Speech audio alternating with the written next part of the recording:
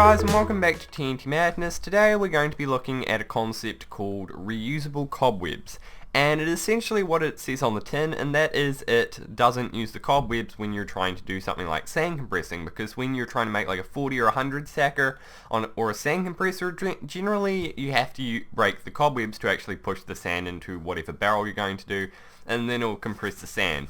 But when you have cobwebs that don't get broken, then of course you can use them over and over again, and you only have to restack the sand. Or if you have some giant system where you can control how much sand goes into the barrel, then you can make it fully automatic. So that's great, because then you can make fully automatic 100 stackers and 230 stackers, but that's getting a bit too complex for now. But there are several great reasons for having something like this, as you can actually make it so that you can hold the sand on the top as well as having it extended.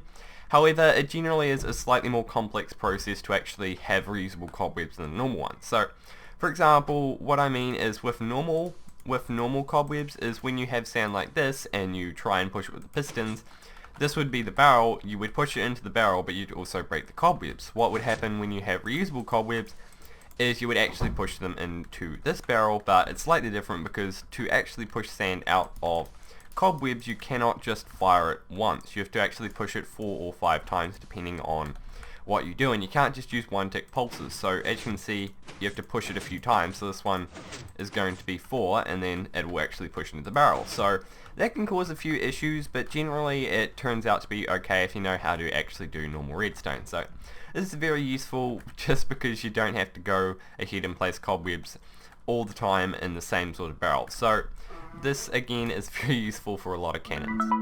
So over here we've got two different compressors, one that uses the normal sand compression which breaks the cobwebs, and then this one over here which uses reusable cobwebs, and as you can see they're quite different. So this one has got your basic pulse extender, so this will extend the pulse, so this will retract and all the sand will go into the actual sand barrel, and then you'll wait 40 ticks and then you'll push the sand out with this, and they'll explode, and then it'll go into this one tiny space. So it's pretty similar on here, but because you'll be using your 40 tick extender to retract this, and then you have to send out 40 ticks so that on the final one it does push out. But you have to do this in 2 tick bursts, because you cannot do this in 1 tick, so you can't use a comparator clock. And if you do it too long, then it will take absolutely forever and you won't be able to stack all the sand into one spot. So what I did was I got a monostable circuit way over here after I've had a long delay that sets off 1 tick, which then goes all the way through here, which all of these are 4 tick intervals, and since there are 2 ticks, so I only send a 2 tick signal. And then these just go around in a loop, so it activates 5 times, and then it goes up to this very top bit, which will then push it 5 times in every 4 ticks. So it'll push once every 4 ticks.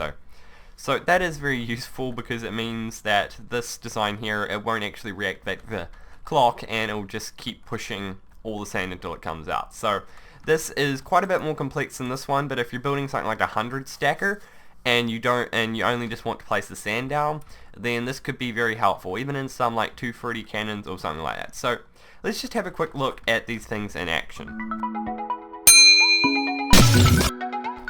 So if we go ahead and press this button here, we can see that this is going to retract, all the sand is going to go into the barrel, it's going to push out, and then it's going to fire in here. And don't worry, that sand that looks like it's firing over there, it's just a graphical glitch. All the sand is actually in this one spot here, and as you can see, all the sand is here, and if I had a piston I would break it and then show you that that is all of the sand in there. So as you can see, that works really well, because this will now be in some spot in the barrel, and then you could just fire it out to, I don't know, your 40 stacker, or in this case a 50 stacker. So this one pretty much works the same way. So it retracts all of the sand out, but as you can see it pushes it about 4 times, and there's quite a few graphical glitches that happen there, because it looked like it was pushing out but it wasn't actually.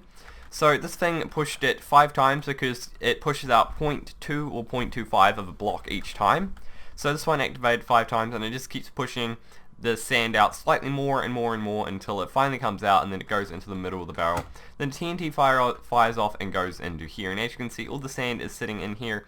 There's a tiny bit sticking out, but that's just because we don't really have a very powerful actual propellant to push this into the barrel.